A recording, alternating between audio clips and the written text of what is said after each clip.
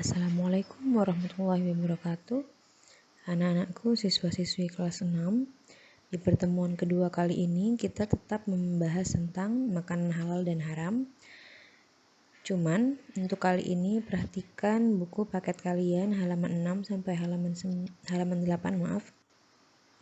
Kita di sini nanti akan membahas jenis-jenis makanan haram dan kemudian dilanjutkan dengan manfaat makanan halal.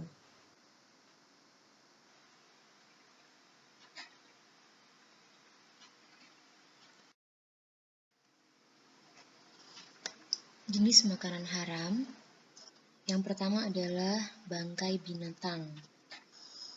Bangkai binatang ini adalah semua hewan yang mati atau disembelih dengan cara yang tidak sesuai dengan syariat Islam, seperti berpenyakit, terjatuh, dan lain sebagainya. Artinya dia mati tidak dengan menyebut nama Allah.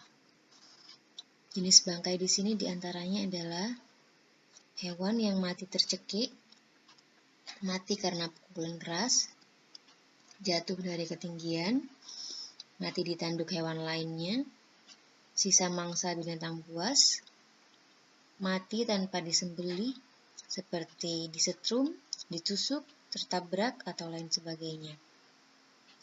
Lalu hewan yang disembelih untuk selain Allah meskipun membaca basmalah saat menyembelih, yaitu seperti dijadikan sesajen untuk berhala atau lainnya. Dan yang terakhir adalah bagian tubuh hewan atau potongan organ yang terpisah dari tubuhnya. Jadi misalnya ada hewan yang kecelakaan, bagian kaki atau kepalanya terputus, kemudian dikonsumsi bagian kakinya, maka itu termasuk salah satu bagian dari bangkai binatang. Namun demikian ada bangkai yang halal dikonsumsi oleh manusia.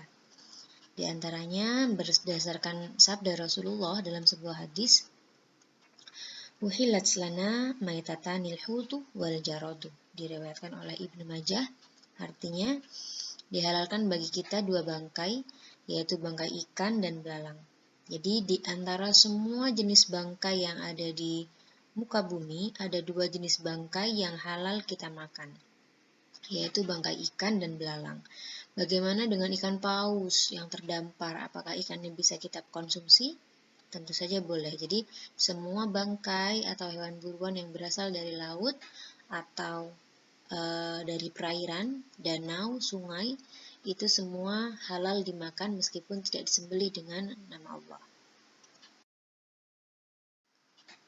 Selanjutnya jenis makanan haram yang kedua yaitu makanan yang buruk, menjijikkan, dan najis. Contohnya diantaranya ada kecoa di sini, kemudian ada lalat, ada tikus, dan ular. Sebenarnya ada banyak sih binatang-binatang atau makanan-makanan yang buruk dan menjijikkan juga najis. Nanti bisa kalian cari sendiri jenis-jenisnya. Ada cacing, ada kaki seribu, dan banyak jenis hewan lainnya yang sekiranya itu tidak layak untuk kita makan. Kemudian yang ketiga adalah darah. Darah yang dimaksud di sini adalah cairan yang terkandung dalam tubuh hewan dan mengalir jika hewan tersebut disembelih. Jadi ini yang diharamkan adalah darah yang mengalir ataupun darah yang telah diolah atau dibekukan seperti marus. Nah, ini adalah contoh gambar marus atau darah yang sudah dibekukan kemudian dikonsumsi oleh beberapa manusia. Namun demikian ada dua jenis hewan, maksud ibu ada dua jenis darah yang halal dimakan. Di antaranya ada hati ayam, hati sapi, atau hati kambing. Itu termasuk jenis darah dari hewan, tapi halal untuk dikonsumsi oleh manusia. Karena itu melekat di tubuh hewan tersebut, tidak mengalir, bukan termasuk darah yang mengalir. Kemudian darah yang kedua adalah di sini limpa. Limpa ini juga termasuk kategori darah, tapi dia tetap halal untuk dikonsumsi oleh manusia. Kemudian jenis makanan haram yang keempat adalah makanan yang memabukkan. Nah, di sini sudah jelas berdasarkan hadis yang diriwayatkan oleh Imam Muslim dari Ibnu Umar, kullu muskirin khamrun. wa kullu muskirin haramun. Artinya, tiap-tiap yang memabukkan adalah khamr dan setiap yang memabukkan hukumnya haram. Jadi apapun bentuknya, jika itu memabukkan maka haram hukumnya. Contohnya di sini adalah yang pertama daun ganja. Sebenarnya pada mulanya daun ganja ini boleh dikonsumsi. Biasanya ini dikonsumsi oleh masyarakat daerah Sumatera dan dijadikan bahan untuk rempah bumbu. Jadi dijadikan bumbu untuk masakan atau sayuran. Pada dasarnya memang daun ganja ini boleh dikonsumsi asal tidak berlebihan. Jadi apapun itu jika berlebihan maka akan menyebabkan hal yang tidak baik. Termasuk di dalamnya adalah daun ganja. Jadi daun ganja jika dikonsumsi dalam keadaan mentah dan dia tahu bagaimana cara mengkonsumsinya maka bisa dikonsumsi. Namun jika dikonsumsi dengan cara yang tidak benar maka itu bisa menjadikan ganja haram untuk dikonsumsi karena bisa menyebabkan mabuk. Kemudian yang kedua ini adalah tumbuhan kecubung atau bunga trompet. Bunga trompet ini ada yang berwarna ungu, ada juga yang berwarna putih. Ini juga salah satu jenis bumbu masakan dapur. Namun akhir-akhir ini banyak disalahgunakan oleh para anak-anak muda untuk ngefly, untuk mabuk sebagai pengganti dari narkoba yang harganya memang mahal, tapi daun kecubung ini tumbuh bebas di sekitar pemukiman kita.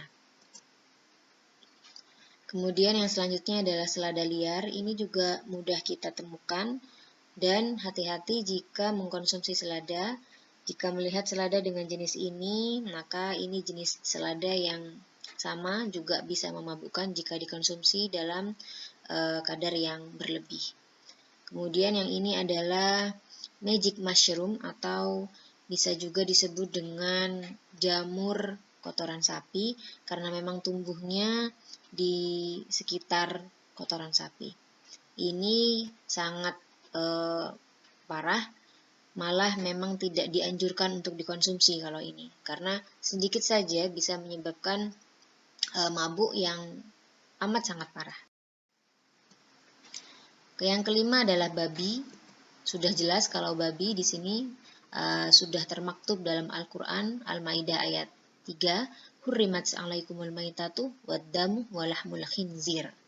Hurrimat alaikum diharamkan bagi kamu al-maitatu bangkai, waddamu darah, walahmul khinzir dan daging babi. Jadi kalau daging babi memang sudah jelas diharamkan, bukan katanya-katanya tapi memang dalam Al-Quran sudah termaktub jelas kalau daging babi itu haram dikonsumsi oleh manusia, khususnya adalah umat Islam. Ini babi, semuanya sudah tahu ya bagaimana bentuknya babi. Kemudian jenis yang keenam dari binatang dari makanan haram yaitu binatang yang disembelih tidak dengan menyebut nama Allah. Di sini berdasarkan surat Al-An'am ayat 121 yang berbunyi wala ta'kulu mimma lam yudhkarismullahi alaihi wa innahu lafisq. Artinya, dan janganlah kamu memakan binatang-binatang yang tidak disebut nama Allah ketika menyembelihnya. Sesungguhnya perbuatan yang semacam itu adalah suatu kefasikan. Jadi apapun jenis hewannya, mau itu sapi, atau kambing, atau ayam, atau kelinci, atau jenis hewan yang halal lainnya, jika dia disembelih dengan tidak menyebut nama Allah, maka hukumnya adalah haram untuk dikonsumsi manusia. Kemudian yang ketujuh adalah benda atau zat yang membahayakan. Ini berdasarkan surat Al-Quran, surah Al-A'raf ayat 157. Wa yuhillu lahumut thayyibat wa yuharrimu 'alaihimul khaba'is. Ini sudah Ibu jelaskan di pertemuan sebelumnya, yang artinya dan yang menghalalkan segala yang baik bagi mereka dan mengharamkan segala yang buruk bagi mereka. Ini contohnya seperti mengkonsumsi racun, formalin atau zat-zat yang memang sudah jelas di situ membahayakan dan dikonsumsi, maka itu haram. Kemudian di sini selanjutnya adalah manfaat mengkonsumsi makanan halal. Yang pertama adalah terhindar dari murka Allah. Jadi dengan mengkonsumsi makanan halal sama artinya dengan kita melaksanakan perintah Allah dan menjauhi larangan Allah, dan akhirnya nanti terhindar dari murka Allah. Yang kedua, tubuh menjadi sehat dan terhindar dari segala jenis penyakit. Kemudian yang ketiga, meningkatkan keimanan dan menjaga akhlak. Kenapa menjaga akhlak? Apa hubungannya makanan dengan akhlak? Karena apa yang kita makan itu akan apa yang kita makan nantinya akan menjadi darah yang akan mengalir ke seluruh tubuh kita. Artinya, apa yang kita makan jika itu baik, maka tingkah laku kita juga akan baik. Namun, jika yang kita makan itu buruk, maka akan berpengaruh pada tingkah laku kita. Kemudian yang keempat, mendapatkan rezeki yang halal dan nantinya akan dilipat gandakan oleh Allah. Dan yang terakhir, menunjukkan pada pemeluk agama lain bahwa Islam adalah agama yang penuh rahmat dengan menjaga makanan yang masuk ke tubuh kita.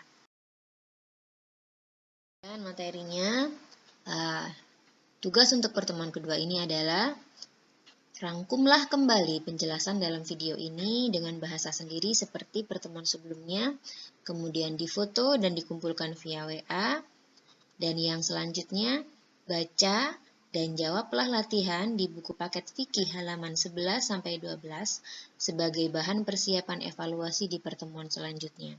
Tidak perlu dikumpulkan, jadi cukup dibaca dan dijawab. Boleh kalian tulis di buku paketnya, disalin di buku tulis juga boleh, tapi ini tidak perlu dikumpulkan. Jadi ini hanya sebagai bahan ajar kalian karena minggu depan Ibu akan membuatkan evaluasi untuk kalian untuk materi makanan halal ini. Dan yang bisa Ibu sampaikan semoga bermanfaat. Selamat belajar dari rumah, semoga sehat selalu dan terima kasih. Wassalamualaikum warahmatullahi wabarakatuh.